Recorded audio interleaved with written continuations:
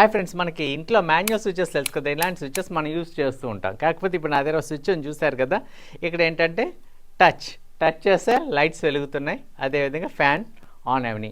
So 4 switches దీంట్లో insert చేయగలిగాం. This is called automation switches అనమాట. ఇది అన్ని బ్రాండ్స్ దొరుకుతుంది. నేనైతే హోమ్మేట్ అనే ఒక బ్రాండ్ యూస్ చేస్తున్నాను. సో ఇలా డిఫరెంట్ బ్రాండ్స్ ఆన్లైన్లో ఉన్నాయి. ఇదేంటంటే దీంట్లో 4 మాడ్యూల్స్ ఉంటాయి. 4 మాడ్యూల్స్లో మనం 4 డివైసెస్ కనెక్ట్ చేయొచ్చు.